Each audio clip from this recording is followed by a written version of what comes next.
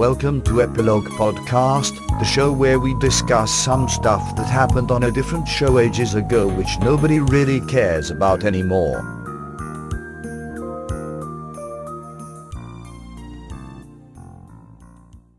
Hi, I'm Portponky. And I'm LeBloc.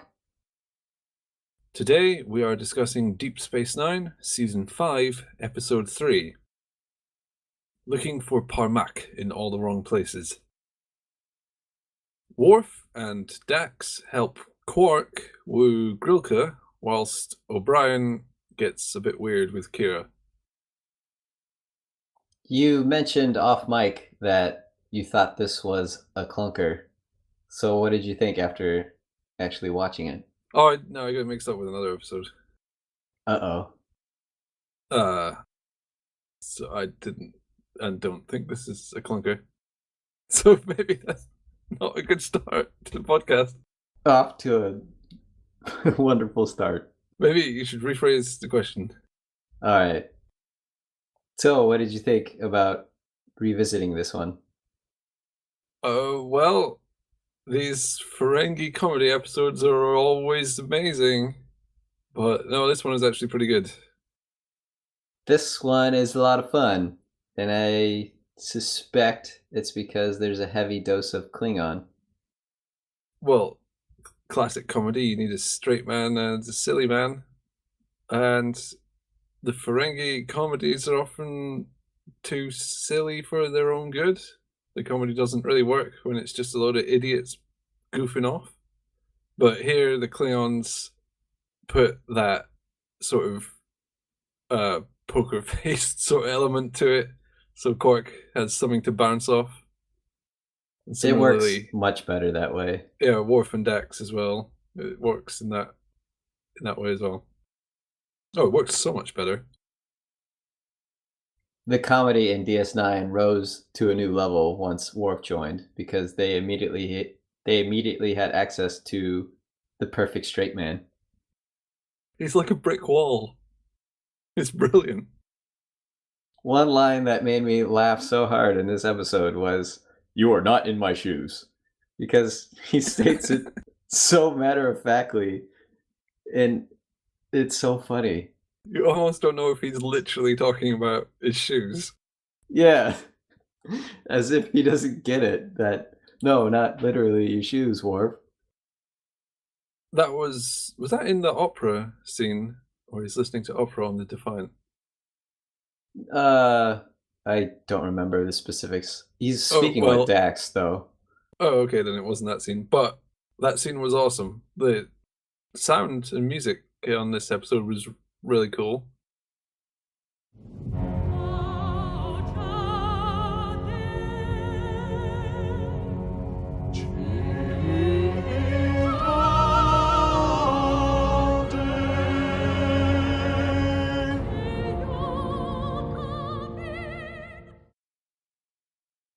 Star Trek usually has pretty decent soundtracks. Like, the episodes generally have specific soundtracks, and the quality is usually high.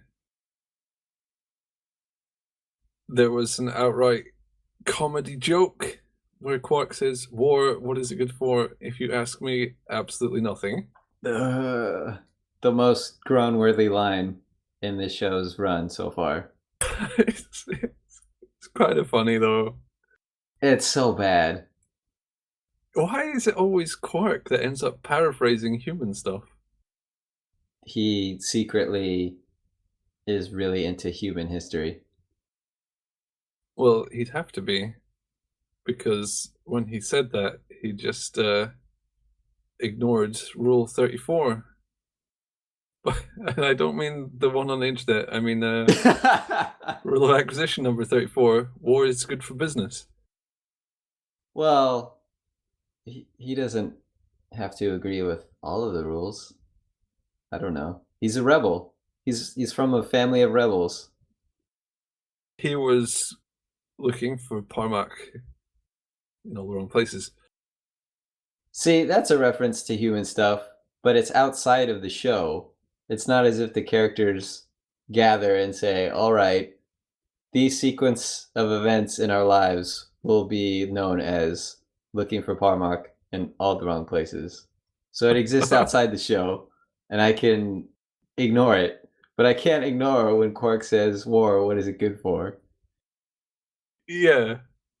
It's kind of fourth wall breaking, and it's very quick and just a little giggle. But yeah, I can agree the fourth wall breaking stuff is a little bit unneeded. If they could make it completely fluid, then it would probably still be a bad idea. Yeah, I don't see that working with that line. No, the entire concept of doing that sort of thing. The only good thing about it is it's 2 seconds and you can move on. It made me giggle, though. Armin Shimmerman had quite a big section at the end where he was playing around with batliths. Pretty impressive moves. His sort of mimery and stuff was very, very funny. I liked how his movements with the batleth when it was moving as if he weren't expecting it to. He was really good at that. Yeah, he's very good. There was no special effects there. That was just acting. If you told me they attached some strings to the batleth and were tugging on it to make it more convincing, I would have believed you. He did a fantastic job there. Of course, if it were modern, it would be all green screen. And I don't know if you've ever seen this, but you know when they have guns in modern special effects, and they want the recoil to look realistic, they have people in green suits punching the ends of the guns. I'm serious, they do. They like hit them with a little stick. So I the did gun, not know that was a thing. yeah, the gun bounces back, and they just edit everything out and put a little gun flash on. That's one way to do it, I guess. Well, that's probably how it would be done nowadays. Some dude in a green morph suit pulling the batleth around, and it probably wouldn't be half as funny. There was something in this episode that was funny to me, but I don't think it was intentional. And that's when Odo is bagging on O'Brien, saying he doesn't do enough work around the station. Oh yeah, it's so unfair. That's so unfair, and I don't buy that for a second. Odo was being really mean. He was dissing Kira. That scene was weird for his tone and his attitude. They came out of nowhere. He was being extra Hitlerish. Oh, maybe it's because he's got solid anxiety or something. Oh, But- right. We could attribute it to that. You could do, but it's not like the show gave a good explanation for why he was just raging Yeah. for the one scene he was there. It almost felt like we missed a scene, as if something led to this. Well, he does like Kira, so maybe he's just outrageously jealous. Like to a point that makes very little sense. And then I kept thinking about O'Brien, and why does it all fall on him? Why don't they hire more people? And then I remembered what we talked about last episode, that maybe all his coworkers are dead in the engineering department, so he has to do everything. From Odo's phrasing, that hypothesis does seem to be correct. Yeah, he talks about O'Brien as if there are no other options. He has to do more than what he's already doing. That is outrageous. Well, every hour O'Brien works saves the life of another engineer. Like, they could put someone else on that job, but by the end of about an hour, they would be dead. To continue with the theme of lumping everything on O'Brien, Keiko says when she finds out that Kira's going to go to a holiday retreat thing. She just says, "Oh, O'Brien," well, she calls him Miles. you have to go with her. No choice. You must leave now. It's like the chief engineer of a space station. All your coworkers are dead. You're the chief engineer. The station is breaking down, but you need to leave. And then she gives the excuse, I have a conference to go to, a lecture, a web seminar or something. Yeah, but he's the chief engineer. You can't just say, oh, go on, go. And then she goes to pack his bag. The O'Brien stuff was pretty thick with sexual tension. Yes, it was. And if he watched Pulp Fiction, he would know that giving massages is a bad zone.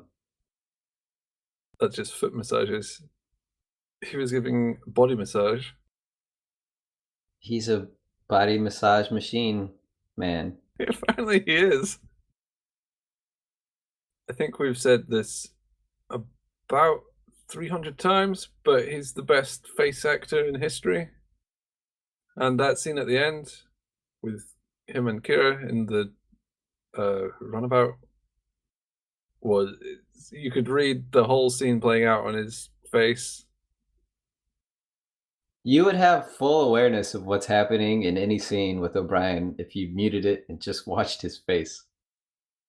It's good they used him, or they had the chance to do this plot line with him, because it's all about what's not spoken, of weird feelings, and he just expresses it all. He does, and it works, even though it relies on what's unsaid.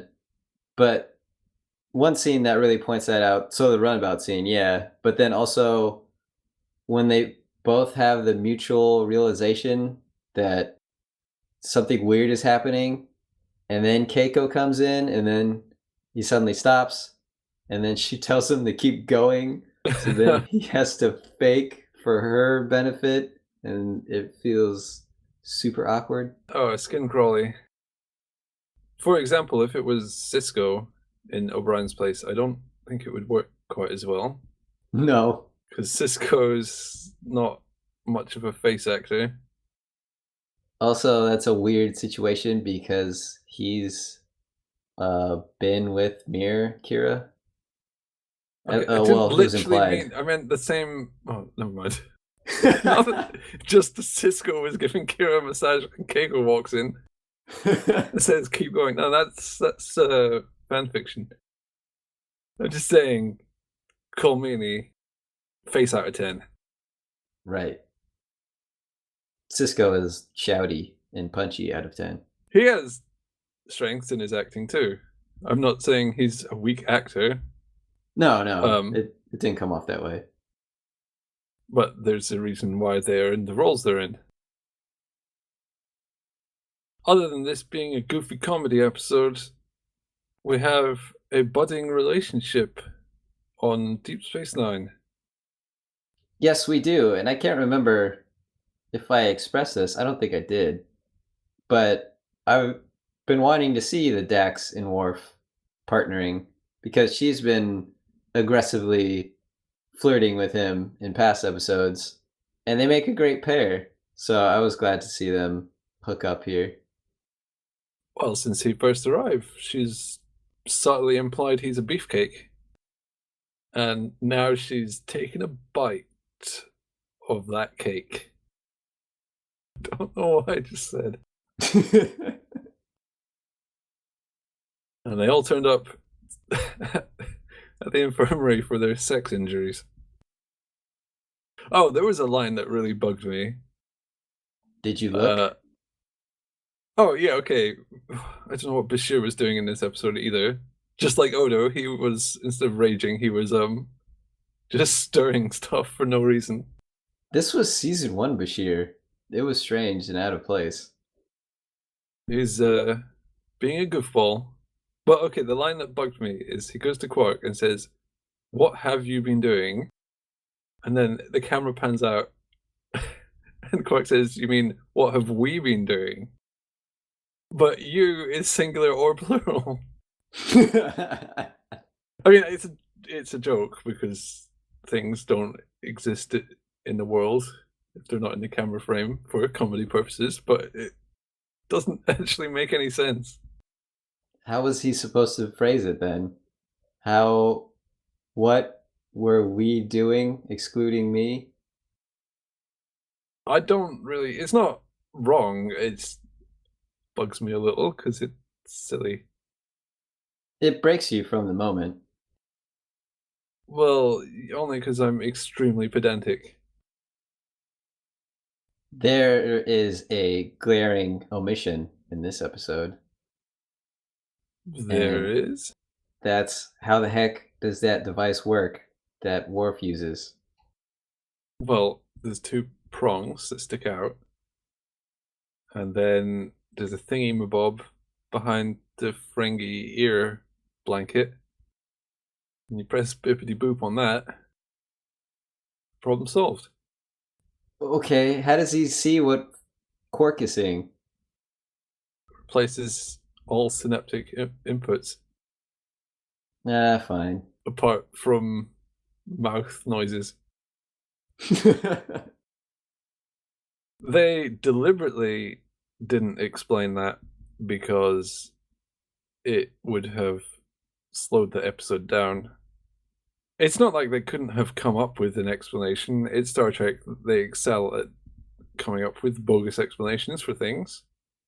So please don't criticize it for skipping over the technobabble. I would have liked one line. Even a dismissal. So Quark saying, "Hey, how does this work?" Quark, don't worry about it. It's technical. But why? What do they need that? They perfectly demonstrated without any words what it was doing. So that's what you've been begging for so long. Show, don't tell, and now they're doing it. You're like, well, can I maybe tell a little bit? It didn't make sense to me, though. Why not? Because he had awareness of Quark's surroundings, but also his own. Oh, yeah, that kind of was weird to me as well. If he solely had the awareness of Quark, then I would be better with it. Or if Worf just had some goggles on, that would have solved it, really. Yeah. Having said all that, the solution is goofy and awesome, and I did enjoy it. It's a nice, it's Cyrano de Bergerac kind of thing. Which made me think they were making fun of Worf's nose. But they weren't making fun of Worf's nose, don't worry. Oh, okay. Thanks for clearing that up. Seeing Dax so involved in this episode and preparing Quark for becoming more aware of the Klingon culture makes it even more clear that Dax should have been on that Klingon mission. You've already said that the actress didn't like the prosthetics and couldn't do it because Was of that. allergic to, not didn't like. Oh, okay. So even more serious. Oh, well, okay, hang on. Kira is Neneviz is the one that didn't like the full face makeup due to claustrophobia or something similar. Okay, maybe Terry that's what I was Farrell mixing it up. has weird skin and is allergic to prosthetic makeup. But this episode makes it really stick out for me that Dax should have been on that mission, and there She was no. speaks fluent Klingon. She's aware of all of the stuff apart from the really specific things that Worf knows. Oh, no, not Worf's nose, though. I didn't mean that. She would have been an absolute asset on that mission. I was just glad that there was an episode where Dax was doing things. Yes, she did stuff. She contributed knowledge. She had a job. It wasn't really related to the running of the space station, but it was a job, and she did it competently. And she's pretty much the only person who could have done that, other than Worf, but he was already there. Well, Worf couldn't invent the remote control brain drain. Okay, there we go. All Dax. Well done, Dex.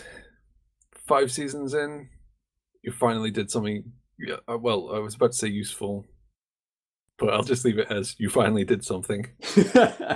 Stop right there. Oh, well, baby steps, you know.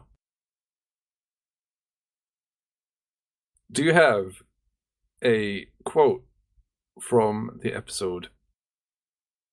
I am as proud of my heritage as you are of yours, and I will not be denied the opportunity to express myself according to Ferengi custom.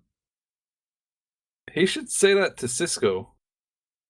Okay, so a lot of people hate on the Ferengi, and I am no exception. But it was good to see Quark actually sticking up for his heritage, for what it's worth.